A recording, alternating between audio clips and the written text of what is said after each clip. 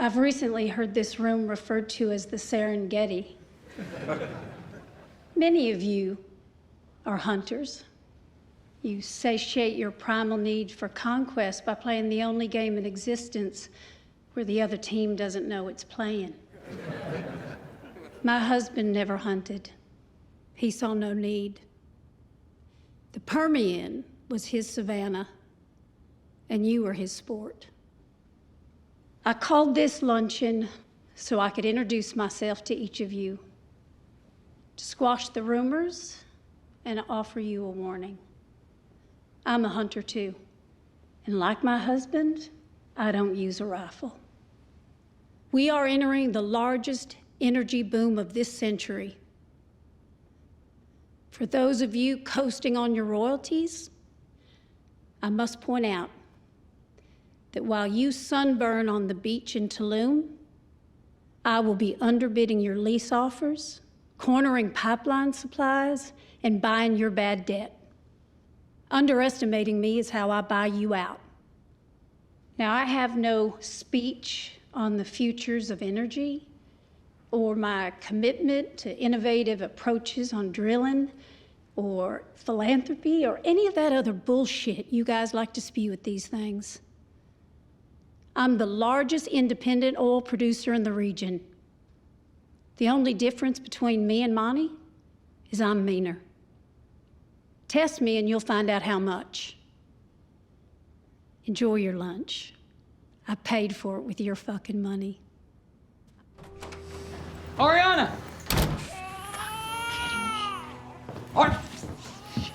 Ariana!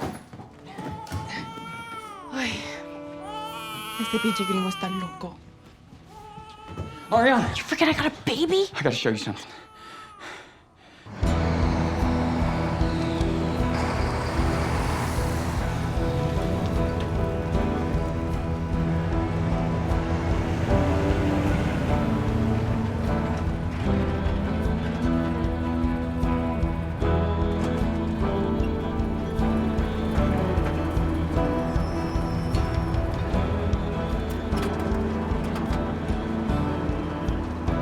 Hey, Marty!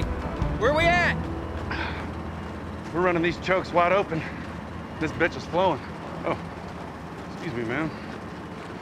A lot of sand and water right now, but the oil ratio's high, real high. Over 20%, and it's rising fast. Just ain't a lot of shit in this one. Sorry, man. I did it again. I'm used to it and guilty of it, so no apology necessary. Well, that's a pretty big smile. I got a pretty big reason. Elvio never used to get this excited about drilling. We never owned the well. This is ours. It's ours. It's gonna pay for itself in 2 months, then it pays us. Congratulations, kid. Thank you. Well, I'm proud of you, mi amor. I don't think she understands. No, she don't. Hey, when we level off, where do you think we'll be at? I mean, it's hard to say, but be conservative. 500. 500 barrels a day, every day for the next 2 years, before we even put a pump on it. Is that a lot? Well, we'll opened at 78.23 times 5. That's 39,000 and change a day, every day. 75% of that's ours. That's 29,000 a day, 880,000 a month, $10 million a year. It's ours. Hey, look at that. See that? Yeah.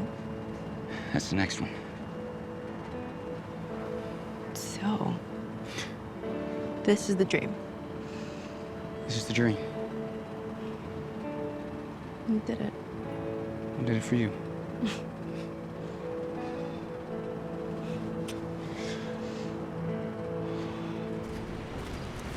What do you know, bud?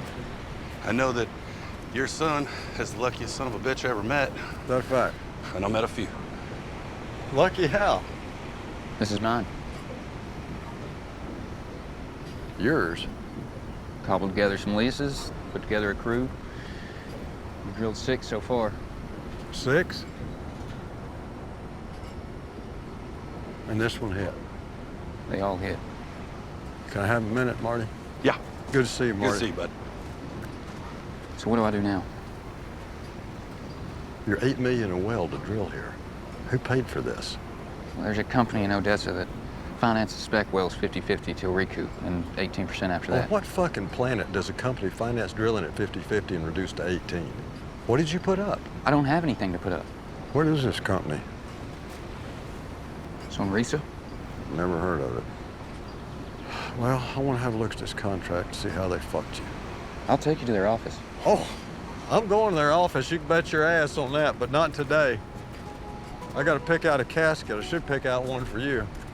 Here, you drive, I'll read. Mrs. Miller, it appears there was a gas well off the coast of Louisiana that blew out. MTEX received a $420 million settlement from the insurance company, but the policy stipulates the money be spent on drilling another well. Cammie, there are timelines that must be met. Geological survey by a certain point, environmental review by another point. Typically, the insurance company pays as new expenses are incurred, but in this instance, they paid the entire settlement in advance. Well, where's that money now? Well, that's what we need to find out. Let us do some digging. I'll reach out to plaintiff's attorney and explain our change of control and intent to comply. Intent to comply? What do you mean, comply to what? It means we need to drill a gas well out in the ocean, Cammie. And we got to do it pretty quick. So let us circle up over here, and I'll come to Fort Worth tomorrow and walk you through all this. Nate, you and Rebecca stay on the line, all right? Call Be me. back, Tommy. Yes, ma'am, I will. You thinking what I'm thinking?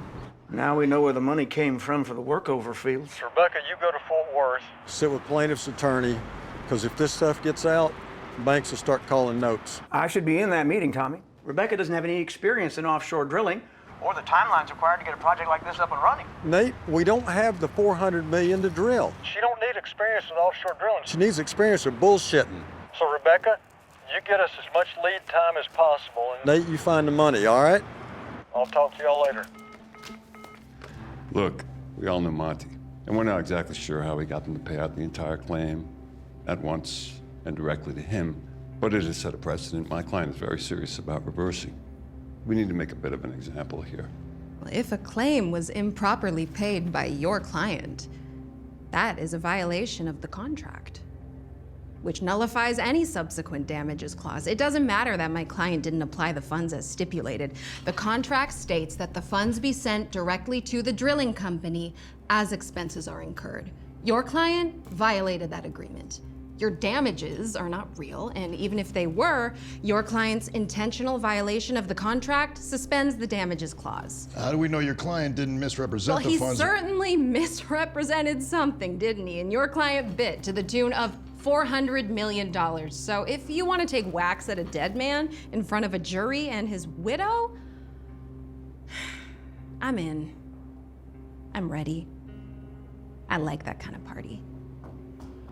I don't hear a proposal. You will, as soon as you concede. 1, you have no damages. And 2, your client's violation of the contract supersedes our violation and negates any damages you would have been entitled to if there were damages to begin with. I still don't hear a proposal.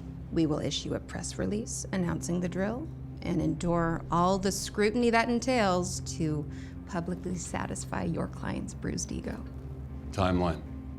I need a geological survey and a feasibility report before I can even begin Don't to feed us that bullshit. Now you're playing in our sandbox. You know exactly where you're drilling because you already had a rig there, and if it wasn't for a hurricane, you'd still have a rig there. You need to lease a rig, 2 tugboats, and hire a crew. We want weekly progress reports, and in those reports, I want progress. Under those terms, we will submit a request to dismiss. Agreed. Listen, I'm not going to sit here and discuss the nuance of oil exploration with a fucking drug dealer, okay?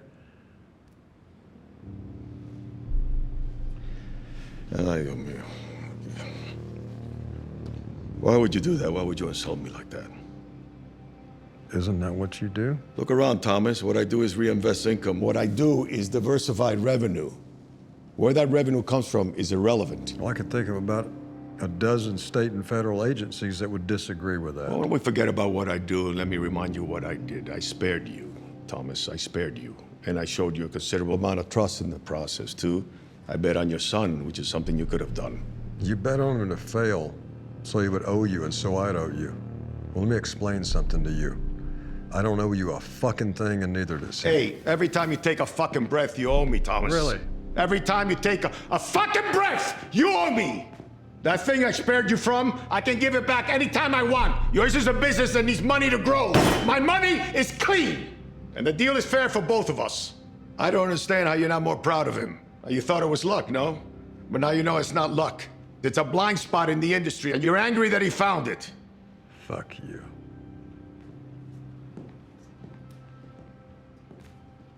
That's what y'all do, isn't it?